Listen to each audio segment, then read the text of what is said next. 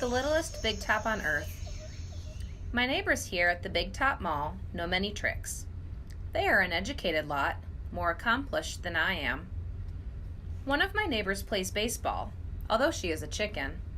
Another drives a fire truck, although he is a rabbit. I used to have a neighbor, a sleek and thoughtful seal, who could balance a ball on her nose from dawn till dusk. Her voice was like the throaty bark of a dog chained outside on a cold night. Children wished on pennies and tossed them into her plastic pool. They glowed on the bottom like flat copper stones. The seal was hungry one day, or bored perhaps, so she ate 100 pennies. Mac said she'd be fine. He was mistaken. Mac calls our show the littlest big top on earth.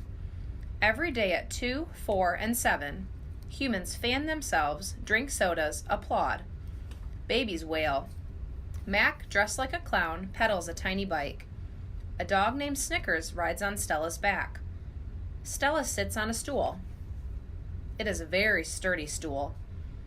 I don't do any tricks. Mac says it's enough for me to be me. Stella told me that some circuses move from town to town. They have humans who dangle on ropes, twinning from tops of tents. They have grumbling lions with gleaming teeth and a snaking line of elephants, each clutching the limp tail in front of her. The elephants look far off into the distance so they won't see the humans who want to see them. Our circus doesn't migrate. We sit where we are, like an old beast too tired to push on. After our show, humans forage through the stores. A store is where humans buy things they need to survive. At the Big Top Mall, some stores sell new things like balloons and t-shirts and caps to cover the gleaming heads of humans. Some stores sell old things that smell dusty and damp and long forgotten. All day, I watch humans scurry from store to store. They pass their green paper, dry as old leaves and smelling of 1,000 hands, back and forth and back again. They hunt frantically, stalking, pushing, grumbling. Then they leave, clutching bags filled with things, bright things, soft things, big things. But no matter how full the bags, they always come back for more. Humans are clever indeed. They spin pink clouds you can eat. They build domains with flat waterfalls. But they are lousy hunters. Gone. Some animals live privately, unwatched, but that is not my life. My life is flashing lights and pointing fingers, and uninvited visitors. Inches away, humans flatten their little hands against the wall of glass that separates us. The glass says you are this and we are that, and that is how it will always be. Humans leave their fingerprints behind, sticky with candy, slick with sweat. Each night a weary man comes to wipe them away. Sometimes I press my nose against the glass. My nose print, like your fingerprint, is the first and last and only one. The man wipes the glass and then I am gone. Artists. Here in my domain, I do not have much to do. You can only throw so many meatballs at humans before you get bored. A meatball is made by rolling up dung until it's the size of a small apple, then letting it dry. I always keep a few on hand. For some reason, my visitors never seem to carry any. In my domain, I have a tire swing, a baseball, a tiny plastic pool filled with dirty water, and even an old TV. I have a stuffed toy gorilla too.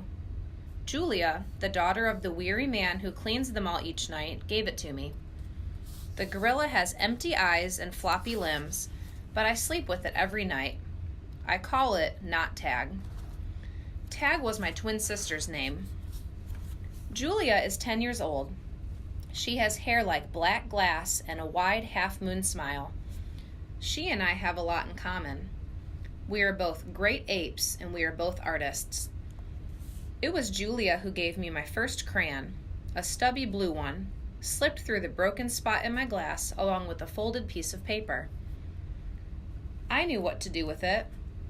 I'd watch Julia draw. When I dragged the crayon across the paper, it left a trail in its wake like a slithering blue snake. Julia's drawings are wild with color and movement. She draws things that aren't real, clouds that smile and cars that swim. She draws until her crayons break and her paper rips. Her pictures are like pieces of a dream. I can't draw dreamy pictures. I never remember my dreams, although I sometimes awaken with my fists clenched and my heart hammering. My drawings seem pale and timid next to Julia's. She draws the ideas in her head. I draw the things in my cage. Simple items that fill my days. An apple core, a banana peel, a candy wrapper. I often eat my subjects before I draw them. But even though I draw the same things over and over again, I never get bored with my art. When I'm drawing, that's all I think about. I don't think about where I am, about yesterday or tomorrow. I just move my crayons across the paper. Humans don't always seem to recognize what I've drawn. They squint, cock their heads, murmur.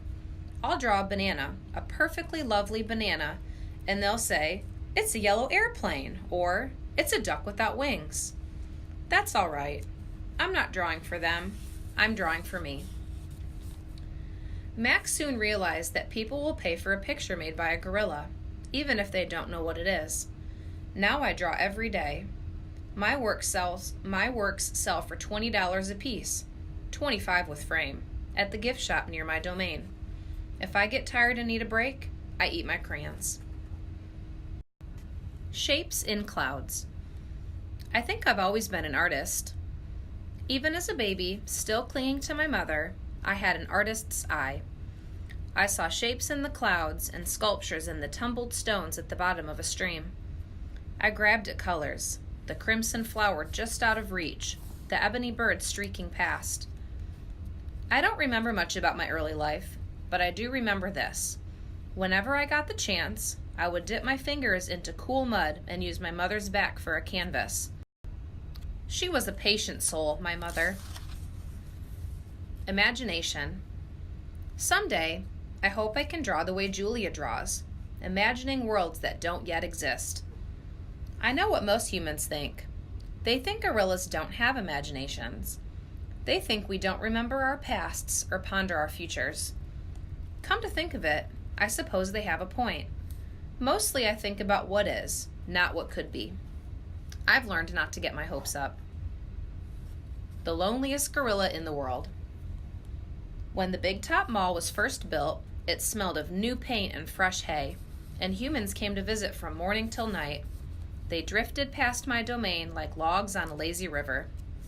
Lately, a day might go by without a single visitor. Max says he's worried. He says I'm not cute anymore. He says, "Ivan, you've lost your magic, old guy. You used to be a hit." It's true